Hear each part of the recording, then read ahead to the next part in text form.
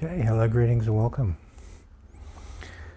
Alright, so what is the fastest possible way for a person to develop themselves spiritually? So you take out all the stops, you're 100% committed, and you want to achieve Nibbana, you want to touch divinity. What is the quickest way? According to metaphysical laws, one of the fastest, and I can't verify that it's the fastest because there may be methods I don't know about, but the fastest method I know about is what's called the saintly path. Now, the saintly path is basically a method where you enter into prayer and you never leave. Now, when you enter into prayer, some very special things take place. The first is when you look at the metaphysics of prayer, you're surrendering yourself to a higher power, whatever that might be within your belief structure. So you're worshipping divinity, you're worshipping God, Buddha. There's some type of higher power that you're surrendering to. In Hermetics, you're already a vibrational match to the universal mind. So the highest power that exists in the universe, there's a part of you that already vibrationally matches it. So whatever that perception is inside you, that is what you're praying to as a part of the essence of your own being. You are divine by your very own nature.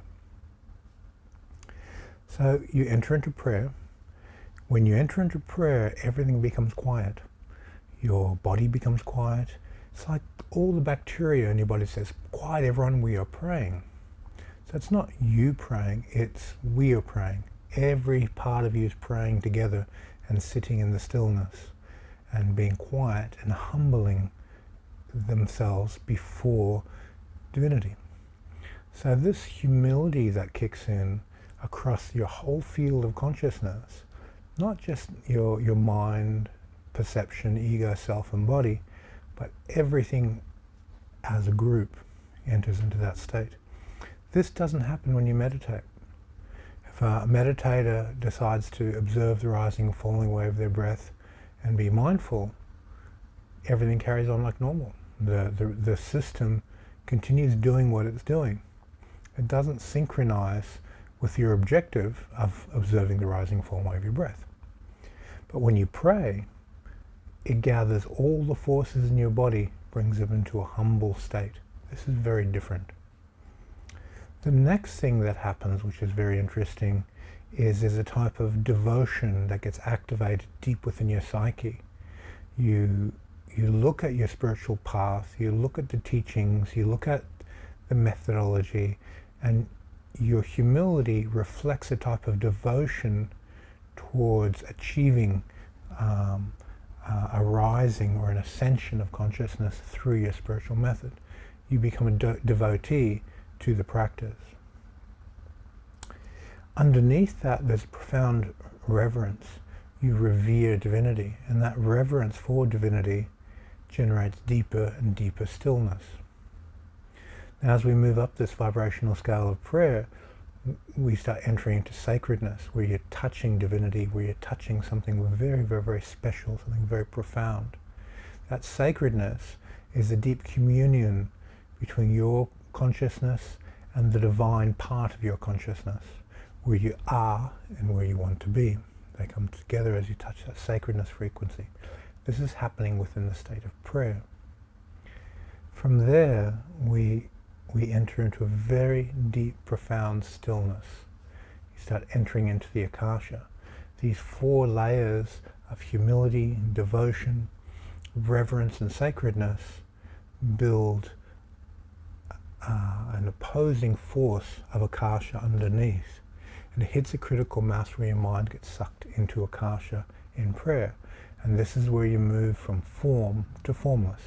Your mind gets pulled into the Akasha, into the great void. So as the mind moves into the void through prayer, because you're praying to divinity, there's a sense of protection, there's a sense of safety. You're being guided through that passageway. And as you start touching these universal mind experiences, it's happening in a very controlled manner, because of the nature of the prayer that you're using to enter. So this process of touching the akasha, the deep void, the deep stillness, reflects in light, reflects in the divine mind revealing itself. This divine mind revealing itself is just the essence of light, of creation, the fabric of your own spirit, the essence of you. The part of you that's in resonance with everything else around you, the unified field of consciousness. In Taoism they call this Shenming. It's where you recognize the part of you in another person, say, oh, we're the same. You look at the plant, oh, we're the same. You look at the tree, we're the same. It's all part of a field of consciousness. It's a unified field. Above that unified field is the highest part of that vibrational scale of that field, where everything refines itself to a very, very, very pure level of divinity. All this is happening and is possible because you entered into prayer. Now, if a person was very serious about taking this saintly path, they'd have to apply the law of rhythm if they wish to succeed. So you may say, okay, today I'm going to sit for 1 hour. And then tomorrow you're going to add a minute to that. And the day after another minute to that. And after a month, you're doing 1.5 hours. And after two months, you're doing 2 hours, and so forth, until the whole day is full with you entering into prayer. Now, this law of rhythm reduces what we call whiplash, where the energy pulls back. There's an opposing force when something moves one way, with a force to return back. When you use law of rhythm and you polarize the top, then the counter force is released. So each day you polarize the destination, so the counter force is let go of. Now, there's parts of your ego that do not want to let go. Everything in you has survival instinct. Your fetishes, your cravings, all these things that are in opposition to the holy path are going to be resistant. And this is why each day you put a little bit more time in, a bit more attentiveness, until you hit critical mass. Once prayer hits critical mass, you just observe the effect of prayer. We enter into prayer and everything's just happening. There's no having to pay attention to it. You just enter into the akasha, into the void, and sit in the stillness. And depending on how you enter is how the law of rhythm pulls you back to form very, very gently and slowly. But there's a critical mass that extends over time, so that that critical mass, your will is stronger than the return force.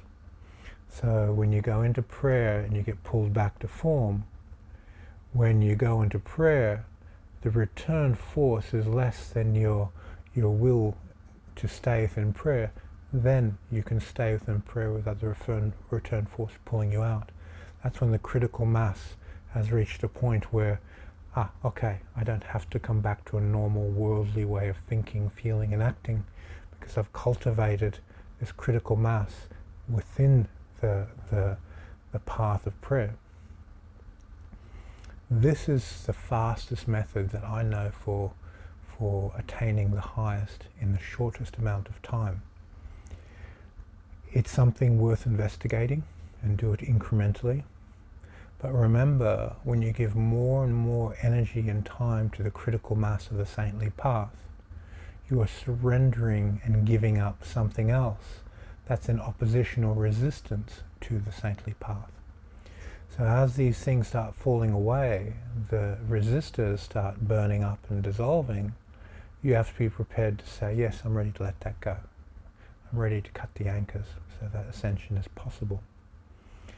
Now, as you develop your skills in prayer, you're going to define a type of psychological method of how you enter into prayer, how you move through humility, devotion, reverence, sacredness into the akashic void, the way you connect to divine light, and the way that divine light resonates on a field to produce a type of universal consciousness, the universe's mind. Each level, you have your way of recognizing it, you have your way of re-accessing it, and you have your way of taking ownership of it.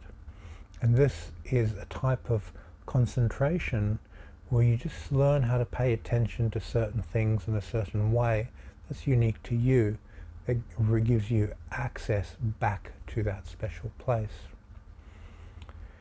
Okay, so I hope this helps with those of you who like to indulge in prayer as a meditation technique and feel that the saintly path is a part of your future.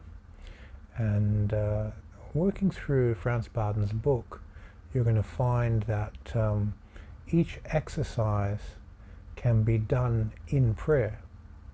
So you enter into prayer and then you practice, and it creates a sacredness within that practice, and the practice awakens due to the sacred nature of your mind in which you engage that particular practice.